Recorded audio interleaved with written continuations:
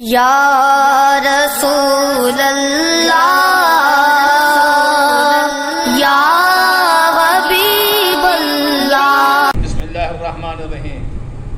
الصلاۃ والسلام علیکہ یا رسول اللہ والسلام علیکہ یا حبیب اللہ، تاجدار ختم نبوت زندہ باد۔ اللہ رب العزت نے انسان کو زندگی کی نعمت عطا فرمائی ہے، زندگی کی نعمت عطا فرمائی ہے۔ الذی خلق الموت والحیات لیبلوکم ایکم احسن عملا، فرمایا میں نے زندگی کی نعمت بھی عطا کی ہے اور موت بھی دیتا ہوں۔ زندگی اور موت کا خالق میں ہوں۔ یہ تمہیں اس لیے دی ہے زندگی کہ تمہاری آزمائش بھی کی جائے۔ زندگی سے بڑھ کر انسان کے نزدیک اور کوئی زیادہ عزیز چیز نہیں۔ بے شک جناب والا آج تک کبھی نہیں سنا بیٹے سے جتنا محبت ہو، بیٹا مر جائے تو یہ کہے کہ میں بھی اس کے ساتھ قبر میں چلا جاتا ہوں، اسے اپنی زندگی پیاری ہو۔ اگر بھائی مر جائے تو کبھی یہ نہیں کہتا کہ مجھے بھی بھائی کے ساتھ دفن کر دو، اس لیے اسے اپنی زندگی پیاری ہوتی ہے۔ ہر چیز سے زندگی بھر کماتا ہے، 70 سال 80 سال کی عمر تک جناب والا وہ جس انداز میں حلال کو نہیں دیکھتا، حرام کو نہیں دیکھتا، سود کو پرافٹ سمجھ کے رقم جمع کرتا ہے، رشوت کھا کر جمع کرتا ہے، غریبوں کا مال کھا کر جمع کرتا ہے، یتیموں کا مال ہڑپ کر کے جمع کرتا ہے، بلیک مارکیٹنگ کے ذریعے، ذخیرہ اندوزی کے ذریعے الغرض ہر ناجائز اور جائز طریقے سے دولت جمع کرتا ہے۔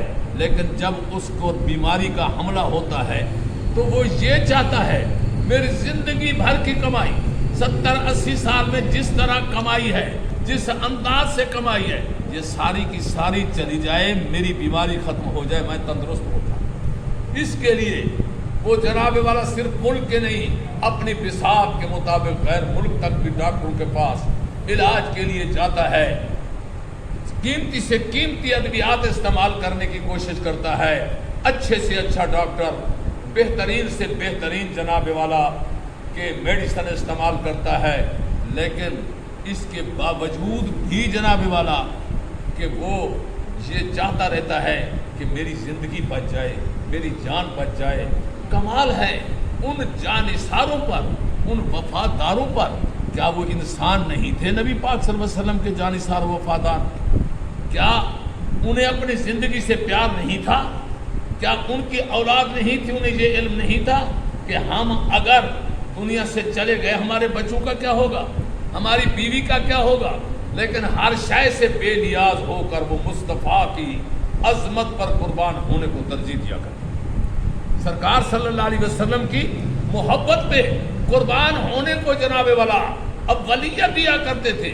ایک جنگ کے موقع پر حضور علیہ الصلوۃ والسلام مصروف جنگ تھے، صحابہ کرام بھی، صحابہ کرام آگے نکل گئے، سرکار اپنے عریش مقدس کے ساتھ کھڑے تھے۔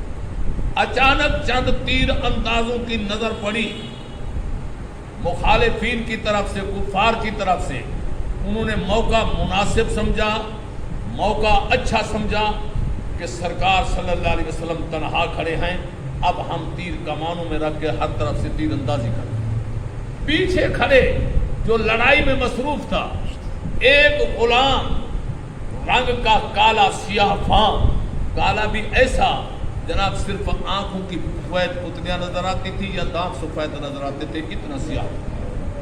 لیکن میرا نبی پاک صلی اللہ علیہ وسلم فرماتا ہے لوگو ان اللہ لا ينظر الى صورکم ولکن ينظر الى اعمالکم، میرا اللہ تمہاری صورتوں کو نہیں دیکھتا، تمہارے دل کے اندر میری محبت اور اعمال صالحہ کو دیکھتا ہے۔ اس لیے کسی کو تانا نہ دیا کرو یہ بدصورت ہے، یہ ایسا ہے، یہ ویسا ہے۔ یہ صورتیں بنانے والا تو اللہ ہے، یصورکم فی الارحام کیف یشاء، جس کی صورت بنا رہا۔ ارے یہی تو ثابت ہوا۔ ابو لہب کو ابو لہب اس لیے کہا کرتے تھے، نام اس کا یہ نہیں تھا، کنیت تھی۔ لہب کہتے ہیں شعلے دار چیز کو، کہ اس کا چہرہ آگ کے شعلے کی طرح چمکتا تھا، اتنا حسین و محجبین تھا، لیکن جہنم کا ایندھن بن گیا۔ اور رنگ کا کالا جناب کہ حبش کا رہنے والا، جس کے دل میں حضور کی محبت تھی، وہ مؤذن جناب والا مسجد رسول بن گیا۔ مصطفیٰ نے بیت اللہ کی چھت پر اسے حکم دیا کہ تو اذان دے، دنیا کے حسینوں کو، محجبینوں کو، سرداروں کو علم ہو جائے محمد صورت نہیں دیکھتا، محمد اپنے عشق و محبت کو دیکھتا۔ تو حضرت شماس رضی اللہ تعالی عنہ سرکار کے وہ جناب سیاہ فام صحابی، جب اس نے دیکھا تو اس طرح دوڑتے ہوئے آیا کہ لوگوں کے اوپر جناب پھلانگ پھلانگ کر آیا اور کہنے لگا خبردار خبردار خبردار، میرے محمد تک نہیں پہنچا۔ وہ آیا، اتنے تک وہ کمانوں میں تیر رکھ چکے تھے، یہ سرکار کے گرد آیا، اس تیزی سے، اس تیز رفتاری سے، اس سرعت رفتاری سے آپ کے گرد چکر لگانا شروع کر دیا، جیسے جناب والا کہ فین کو، پنکھے کو جناب اس کا سوئچ آن کیا جائے تو فل سپیڈ چلنا شروع ہو جاتا ہے۔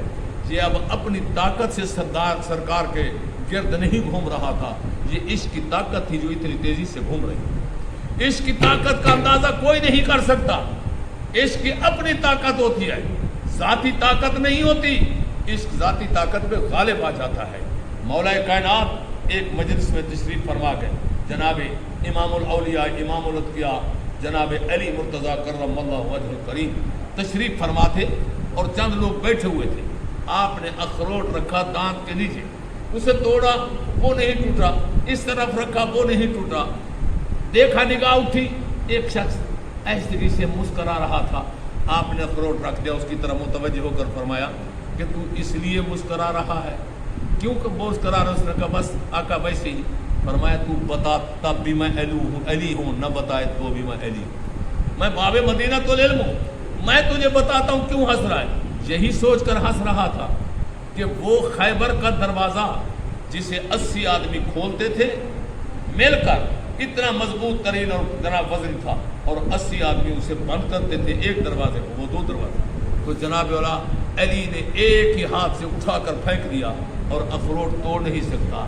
میری سمجھ میں نہیں آتی، سر جھکا کر کے لگا مولا بات صحیح ہے۔ فرمایا وہ بھی صحیح ہے، یہ بھی صحیح ہے، یہ اخروٹ میں اپنی ذاتی طاقت سے توڑ رہا ہوں۔ لا احملت باب الخیبر الا بقوت الجزدانیہ، جب میں نے دروازہ خیبر اکھیڑ کر پھینکا، ذاتی طاقت سے نہیں پھینکا، خدا کی عطا کردہ طاقت سے میں نے پھینکا۔ اس لیے حدیث قدسی بھی ہے نا کہ جب اللہ تعالیٰ فرمایا تقرب الیہ عبدی بالنوافل، میرا بندہ میری عبادت کرتے کرتے مقام قرب جب حاصل کرتا ہے، حتی اذا کنت احببتہ، میں اسے اپنا محبوب بنا دیتا ہوں۔ جب محبوب بنا لیتا ہوں، اس کے ہاتھ بن جاتا ہوں، اسے پکڑتا ہے، اس کی آنکھیں بن جاتا ہوں، اسے دیکھتا ہے، اس کے جناب والا کان بن جاتا ہوں، اس کے سنتا ہے، اس کی زبان بن جاتا ہوں، سنتا ہے، اس کے پاؤں بن جاتا ہوں، وہ چلتا ہے۔ اللہ تو ان اعضاء سے پاک ہے، وہ تو لیسا کمثلہ شیء، اس کی تو کوئی مثال ہے ہی نہیں۔ مقصد کیا ہے؟ ہاتھ اس کے ہوتے ہیں، پکڑنے کی طاقت میری ہوتی ہے، زبان اس کی ہوتی ہے، بولنے کی طاقت میری ہوتی ہے، کان اس کی ہوتے ہیں، سننے کی طاقت میری ہوتی ہے، آنکھیں اس کی ہوتی ہیں، دیکھنے کی طاقت میری ہوتی ہے، پاؤں اس کی ہوتی ہے، چلنے کی طاقت میری ہوتی ہے۔ تو اس کی طاقت عجیب ہے۔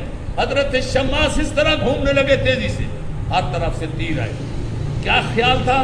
اس وجہ سے گھومے کہ جو تیر آئے وہ میرے جسم پر لگے، میرے آقا کے جسم نازک تک نہ پہنچے، میرے آقا علیہ الصلوۃ والسلام کی ذات مبارکہ تک نہ پہنچے۔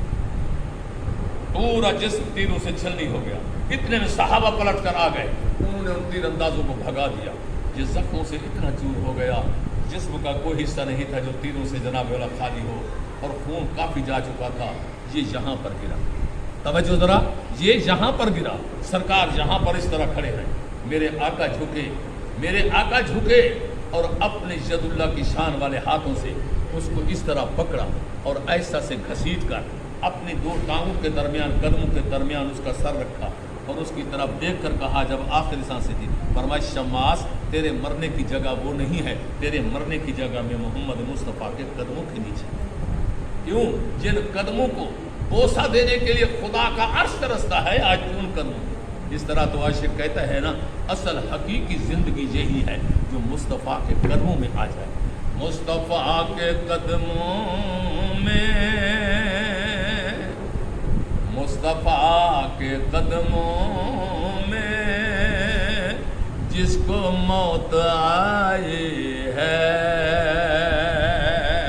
ارے عشق نبی میں، محبت نبی میں، میرے نبی پر جانثار ہونے کے لیے، قربان ہونے کے لیے مصطفیٰ کے قدموں میں، جس کو موت آئی ہے، مصطفیٰ کے قدموں میں جس کو موت آئی ہے، زندگی حقیقت میں بس اسی نے پائی ہے، زندگی حقیقت میں بس اسی نے پائی ہے۔ پتہ چلا کہ اصل بات یہ ہے کہ نبی کی ذات پر قربان ہو جانا، اس لیے عاشق کہتا ہے مجھ کو میرے مرشد نے بات یہ بتائی ہے، مجھ کو پیر و مرشد نے بات یہ بتائی ہے، جو نبی کا ہو جائے، جو نبی کا تن من دھن اولاد سب کچھ جو محمد پہ قربان کر دے، آقا پہ نثار ہو جائے، جو نبی کا ہو جائے اس کی کل خدائی ہے، جو نبی کا ہو جائے اس کی کل خدائی ہے۔ ہمیں بھی چاہیے کہ صحابہ کرام کی اسوہ حسنہ کو سامنے رکھ کر مصطفیٰ کی محبت میں اپنی زندگی کو قربان کرنے کا عزم صمیم کریں، ناموس رسالت پر اپنے آپ کو قربان کرنے کا جذبہ پیدا کریں۔ اصل زندگی یہی ہے، حقیقی زندگی یہی ہے۔ وہ کیا زندگی ہے دنیا کے معمولات کے لیے جناب والا کام کاج میں گزر جائے، حرص و حوث کی کھوپڑی کو بھرنے کے لیے گزر جائے زندگی وہ ہے جو عشق رسول میں گزرے، زندگی وہ ہے جو محبت مصطفیٰ میں گزرے، زندگی وہ ہے جو آقا کی غلامی میں۔